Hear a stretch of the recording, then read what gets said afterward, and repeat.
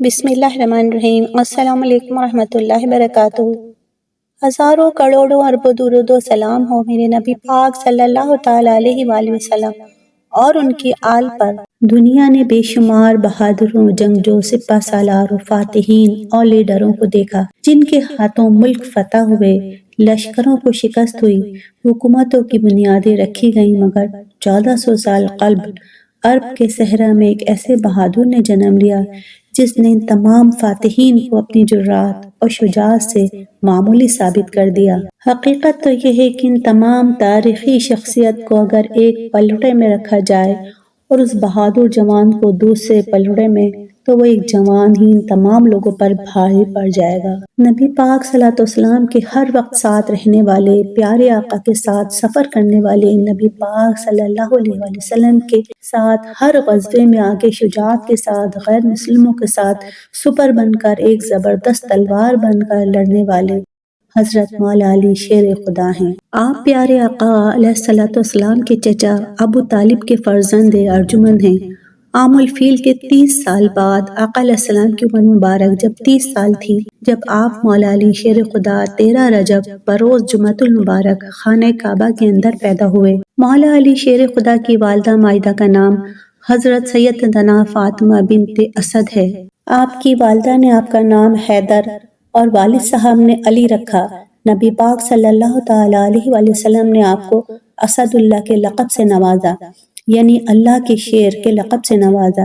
اس کے علاوہ مرتضیٰ یعنی چنا ہوا، کرار یعنی پلٹ پلٹ کر حملہ کرنے والا، مشکل کشا، یہ آپ مولا علی شیر خدا کے مشہور القابات ہیں۔ آپ نبی پاک صلی اللہ تعالیٰ علیہ وآلہ وسلم کے چچا زاد بھائی ہیں۔ آپ خلیفہ چہرم، جانشین رسول، زوجہ بطول حضرت سیدنا علی بن ابی طالب کرم اللہ وجہہ کریم ہیں، اور آپ کی کنیت ابو الحسن اور ابو تراب ہے۔ مولا علی علم دین کے وہ شاہکار ہیں کہ حدیث میں ہے کہ نبی پاک صلی اللہ تعالیٰ علیہ وآلہ وسلم نے فرمایا کہ میں علم کا شہر ہوں اور علی اس کا دروازہ ہیں۔ قرآن فہمی، قرآن کی تلاوت، علم دین، یہ مولا علی کی زندگی کے اہم ترین اوصاف ہیں۔ آپ فرماتے ہیں کہ اللہ کی قسم میں قرآن کریم کی ہر آیت کے بارے میں جانتا ہوں کہ وہ کب اور کہاں نازل ہوئی۔ بے شک میرے رب عز و جل نے مجھے سمجھنے والا دل اور سوال کرنے والی زبان عطا فرمائی۔ اگر میں چاہوں تو سورہ فاتحہ کی تفسیر 70 اونٹوں سے بھر دوں۔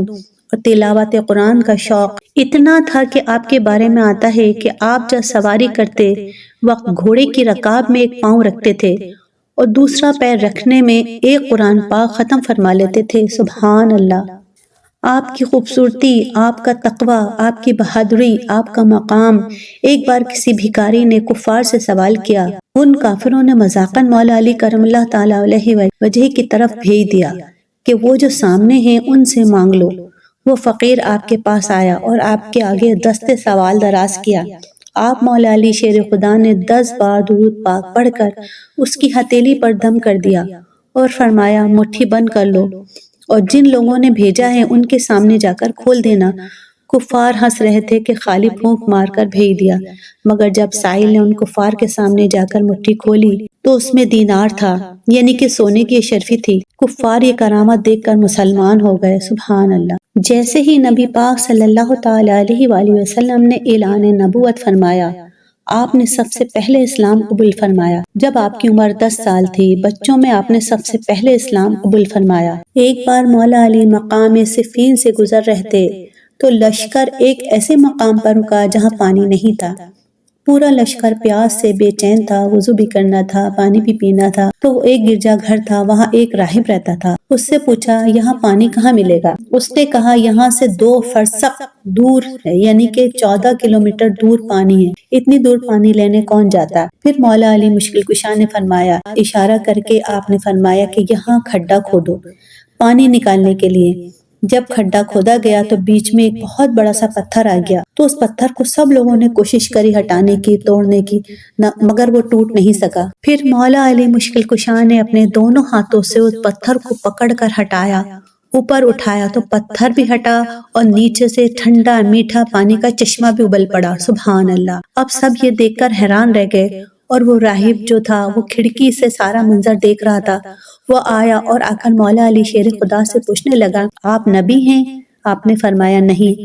اس نے کہا، آپ فرشتے ہیں؟ آپ نے کہا نہیں۔ پھر وہ کہنے لگا، آپ کون ہیں؟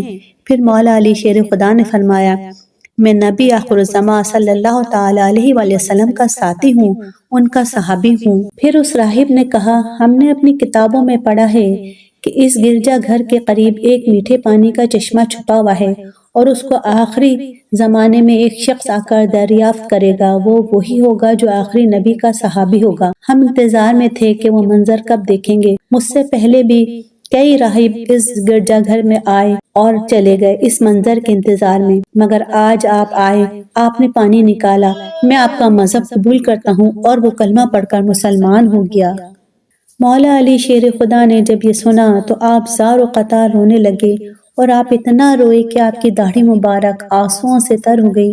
آپ فرمانے لگے، الحمدللہ، ان لوگوں کی کتابوں میں بھی میرا ذکر ہے، اللہ نے مجھے اپنے کرم سے یہ مقام عطا کیا ہے۔ نبی پاک صلی اللہ تعالی علیہ وآلہ وسلم کے ساتھ مکہ کے اطراف کے پہاڑوں میں حضرت مولا علی مشکل کشا رحمۃ اللہ علیہ نمازیں پڑھا کرتے تھے۔ جب کسی نے بھی اسلام قبول نہ کیا تھا، پھر اسلام کی کھلی دعوت و تبلیغ کی وجہ سے مشرکین مکہ کے ظلم و ستم بڑھنے لگے تو ہجرت کا حکم ہوا۔ اس وقت حضرت علی کی عمر صرف 23 سال تھی۔ جس رات آپ صلی اللہ تعالی علیہ وآلہ وسلم نے ہجرت کا ارادہ کیا، مشرکین مکہ نے آپ کے قتل کی سازش کی، لہٰذا مولا علی مشکل کشا نے جرات کا مظاہرہ کرتے ہوئے نبی صلی اللہ تعالی علیہ وآلہ وسلم کی جگہ سو گئے، اور اس طرح آپ اصحاب کے ساتھ ہجرت کرنے میں کامیاب ہوئے۔ ہجرت کے بعد نبی صلی اللہ تعالی علیہ وآلہ وسلم نے مہاجرین اور انصار کو بھائی بنایا، جبکہ حضرت علی کو اپنا بھائی قرار دیا۔ غزوہ بدر، خندق اور حنین میں حضرت علی کی بہادری اور غزیر میں علی کے متعلق نبی کا اعلان کرنا آپ کی بلند ترین فضیلت ہے۔ جب یہودیوں نے مسلمانوں کے ساتھ معاہدہ توڑا تو خیبر میں آپ صلی اللہ تعالی علیہ وآلہ وسلم نے لشکر سمیت حملہ کیا۔ خیبر کے اطراف کے قلعے تو فتح ہو گئے، مگر وہاں موجود یہودیوں کا سب سے عظیم قلعہ قموس فتح کرنا آسان نہ تھا۔